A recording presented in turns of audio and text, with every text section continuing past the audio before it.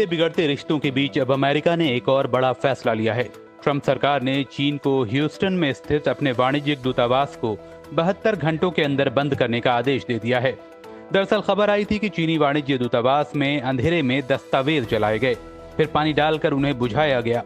इसकी खबर मिलते ही जब स्थानीय पुलिस वहां पहुंची तो उन्हें दूतावास के अंदर नहीं घुसने दिया गया। इस बारे में ह्यूस्टन पुलिस ने ट्विटर पर जानकारी भी दी। चर्चा है कि इसी से नाराज होकर अमेरिकी सरकार ने यह आदेश जारी किया है। हालांकि इस पर चीन ने कड़ी प्रतिक्रिया जताई है और कहा है कि अमेरिका की ओर से उठाया गया एक तरफा भड़काऊ कदम है, जिससे दोनों देशों के रिश्ते और खराब होंगे। चीन ने अमेरिका से अनुरोध किया है कि वो अपना गलत फैसला तुरंत वापस ले, वरना चीन भी इसके खिलाफ सख्त कदम उठाएगा।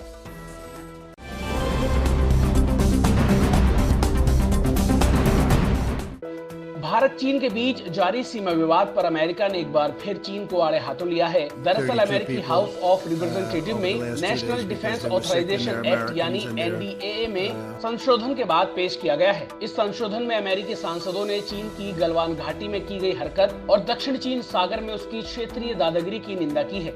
इसमें कहा गया है कि चीन ने कोरोना वायरस का इस्तेमाल कर दुनिया का ध्यान भटकाया और उसने इसी बहाने भारत की जमीन पर कब्जा करना चाहा। सोमवार को पेश किए गए इस प्रस्ताव में कहा गया है कि भारत और चीन को मिलकर LAC के पास तनाव को कम करने के लिए काम करना चाहिए। बता दें कि इस NDAA संशोधन प्रस्ताव को भारतीय अमेरिकी सांसद एमी बेरा के साथ मिलकर कांग्रेस सदस्य स्टीव शेविट ने पेश किया था।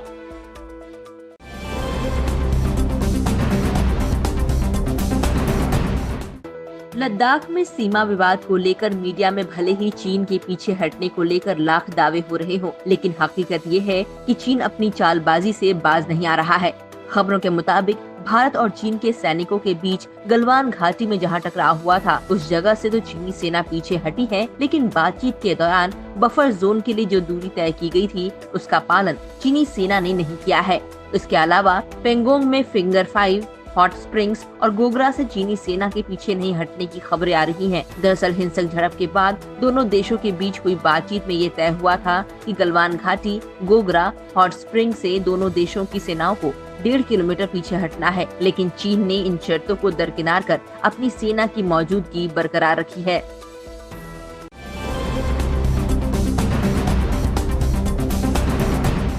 सीमा पर चीन के साथ हुए खूनी संघर्ष में 15 जून को शहीद हुए कर्नल संतोष बाबू की पत्नी को तेलंगाना सरकार ने डिप्टी कलेक्टर बनाया है। सीएम चंद्रशेखर राव ने बुधवार को शहीद कर्नल की पत्नी संतोषी को सरकारी नौकरी का नियुक्ति पत्र सौंपा और अधिकारियों को उनकी नियुक्ति हैदराबाद या पास के इलाकों में ही करने का निर्देश भी दिया। इस दौरान सीएम ने कहा कि सरकार शहीद कर्नल के परिवार को 5 करोड़ रुपए और रेसिडेंशियल प्लॉट भी मुहैया कराएगी। कर्नल संतोष बाबू की पत्नी संतोषी अपने 2 बच्चों के साथ फिलहाल दिल्ली में रहती हैं। बता दें कि लद्दाख में LAC पर चीनी सैनिकों के साथ जिस PP-14 इलाके में संघर्ष हुआ, जिसमें 20 भारतीय जवान शहीद हुए थे, उसके कमांडिंग अफसर थे शहीद कर्नल संतोष बाबू।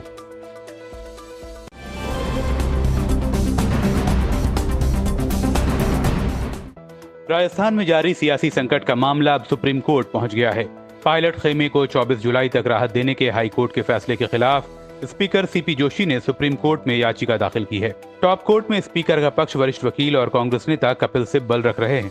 याचिका में कहा गया है कि 10वीं अनुसूची के तहत स्पीकर की तरफ से नोटिस जारी करने पर अदालत हस्तक्षेप नहीं कर सकती। यही नहीं, स्पीकर के आदेश जारी करने के अधिकार पर भी रोक नहीं लगाई जा सकती। जोशी के मुताबिक वो जजमेंट का सम्मान करते हैं, लेकिन इस स्टेज पर हस्तक्षेप करना संसदीय लोकतंत्र के लिए बड़ा खतरा है। स्पीकर CP जोशी की ओर से ये भी कहा गया है कि नोटिस का जवाब देने के लिए स्पीकर के पास न आकर सीधे कोर्ट जाना भी गलत है।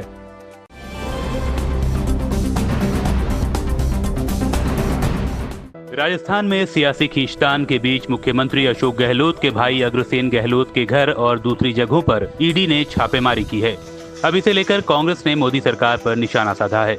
बुधवार को कांग्रेस नेता रणदीप सुरजेवाला ने प्रेस कॉन्फ्रेंस कर पीएम मोदी को घेरते हुए कहा कि राजस्थान की जनता उनके रेड राज से डरने वाली नहीं है और इस तरह की कार्रवाई से राज्य की कांग्रेस सरकार नहीं डिगेगी। आदरणीय नरेंद्र मोदी जी, आपने इस देश में रेड राज पैदा किया हुआ है। जब सब कुछ फेल हो जाता है, जब पार्टी फेल हो जाती है, जब भाजपा का नेतृत्व फेल हो जाता है, तो ईडी, सीबीआई और इनकम टैक्स आगे आ जाते हैं। राजस्थान के मुख्यमंत्री अशोक गहलोत, राजस्थान के बहादुर विधायक डरने वाले नहीं।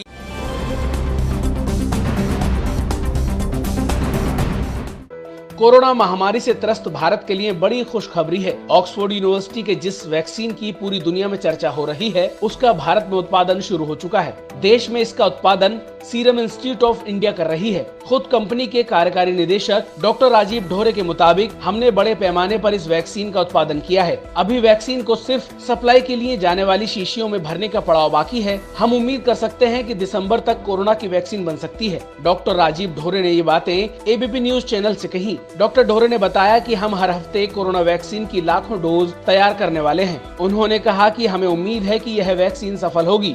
बता दें कि इस वैक्सीन का भारत में उत्पादन होने के साथ साथ ह्यूमन ट्रायल भी होगा। देश में करीब 1500 लोगों को यह वैक्सीन दी जाएगी। इस टेस्ट के नतीजे भी नवंबर तक आ सकते हैं। दूसरी तरफ सीरम इंस्टीट्यूट ऑफ इंडिया के प्रमुख आदर पूनावाला के मुताबिक इस वैक्सीन की बाजार में कीमत करीब 1000 रुपए के आसपास होगी।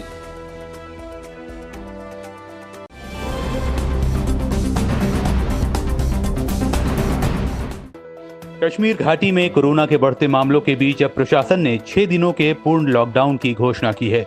बुधवार शाम से बांदीपोरा जिले को छोड़कर पूरी कश्मीर घाटी में 6 दिनों तक लॉकडाउन रहेगा। इससे पहले मंगलवार को इस साल अमरनाथ यात्रा भी रद्द करने का फैसला लिया गया। दरअसल जम्मू कश्मीर में पिछले कुछ दिनों से कोरोना के मामलों में तेजी से इजाफा हुआ है। बुधवार को घाटी में कोविड-19 के 502 नए मामले सामने आए, जबकि जम्मू कश्मीर में संक्रमण का कुल आंकड़ा 15,000 के पार पहुंच गया है। इसी को देखते हुए प्रशासन ने 6 दिनों के लॉकडाउन का फैसला लिया है। अधिकारियों ने बताया कि 6 दिनों बाद हालात की समीक्षा की जाएगी और उसी आधार पर फैसले लिए जाएंगे।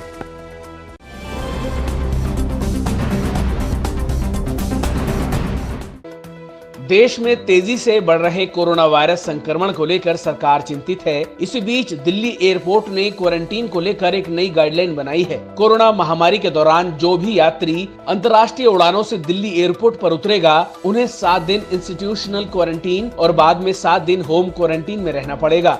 इसका खर्च भी उन्हें खुद वहन करना होगा। नोटिफिकेशन के मुताबिक जो पैसेंजर दिल्ली एयरपोर्ट उतरने के बाद दिल्ली एनसीआर में ठहरना चाहता है, उन्हें पहले हेल्थ स्क्रीनिंग प्रोसेस से गुजरना होगा, जिसमें एयरपोर्ट हेल्थ ऑफिशियल्स द्वारा प्राइमरी स्क्रीनिंग है। इसमें अत्यधिक सटीक मास स्क्रीनिंग, कैमरे की थर्मल माउंटेड स्क्रीनिंग शामिल है। हालांकि इसमें कुछ छूट भी है। मसलन अगर कोई प्रेग्नेंट महिला है, अगर किसी के परिवार में नजदीकी की मौत हो गई है और अगर कोई बच्चा ट्रैवल कर रहा है जिसकी उम्र 10 साल से कम हो, तो उसके माता पिता को भी क्वारंटीन की पाबंदियों से छूट दी गई है।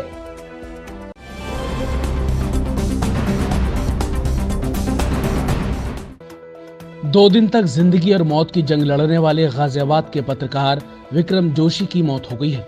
सोमवार रात को हमलावरों ने उन पर तब हमला किया था जब वो अपनी 2 बेटियों के साथ बाइक से कहीं जा रहे थे। बदमाशों ने उनके सिर पर गोली मारी थी, जिसके बाद उन्हें यशोदा अस्पताल में भर्ती कराया गया था। दरअसल जर्नलिस्ट विक्रम जोशी ने अपनी भांजी के साथ छेड़छाड़ करने वाले बदमाशों के खिलाफ थाने में शिकायत की थी। माना जा रहा है कि इसी से बौखलाए बदमाशों ने इस वारदात को अंजाम दिया। पूरी वारदात सीसीटीवी कैमरे में भी कैद हो गई है। इस मामले में अब तक कुल 9 आरोपियों को पुलिस ने गिरफ्तार किया है। इसके अलावा चौकी इंचार्ज को भी निलंबित कर दिया गया है।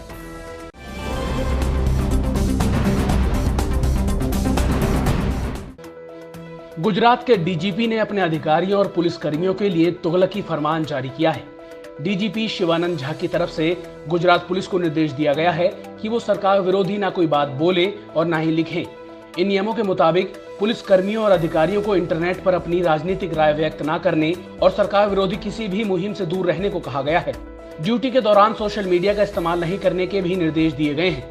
इन निर्देशों में यह भी कहा गया है कि अगर कोई पुलिसकर्मी निजी उद्देश्य के लिए सोशल मीडिया का इस्तेमाल करता है तो उसे साफ करना होगा कि वह निजी हैसियत से ऐसा कर रहा है, एक गुजरात पुलिस विभाग के कर्मी के तौर पर नहीं। डीजीपी झा ने आगाह किया कि इन नियमों का पालन नहीं होने पर कार्रवाई भी की जाएगी।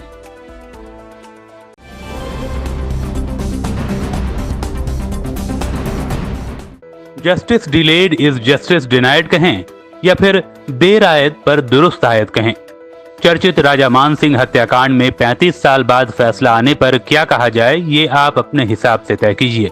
पर जनाब, खबर ये है कि 35 साल बाद इस हत्याकांड पर आखिरकार फैसला आ ही गया। मथुरा कोर्ट ने इस मामले में 11 पुलिस वालों को दोषी करार दिया है और सभी को उम्र कैद की सजा सुनाई है।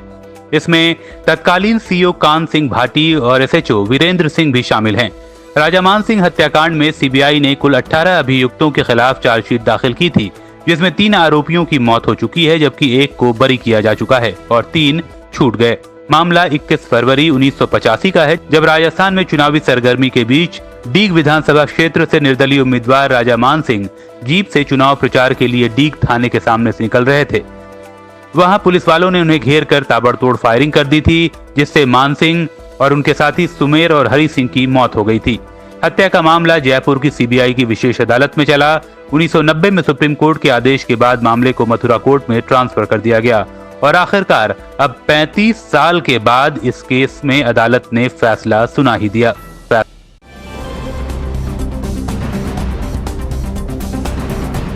उत्तर बिहार के कई जिले बाढ़ से बेहाल हैं।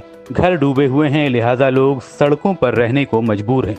ये तस्वीरें मुजफ्फरनगर में NH-27 के किनारे की हैं। लगातार बारिश और नेपाल से पानी छोड़े जाने की वजह से पटना, दरभंगा, खगड़िया, सीतामढ़ी, मुजफ्फरपुर और पश्चिमी चंपारण जिलों में नदियां उफान पर हैं और लोगों के घर बार उजाड़ रही हैं।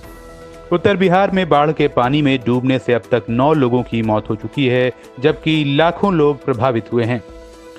बुधवार को पश्चिमी चंपारण की गंडक नदी में नेपाल की ओर से 4.5 लाख क्यूसेक पानी छोड़े जाने के बाद हाई अलर्ट जारी किया गया है। इस बीच आरजेडी नेता तेजस्वी यादव ने मधेपुरा में बाढ़ प्रभावित इलाकों का दौरा किया।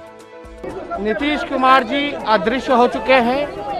कोविड-19 हो, बाढ़ हो या लॉ एंड ऑर्डर की बात हो, बद से बदतर स्थिति जो है वो हो चुकी है।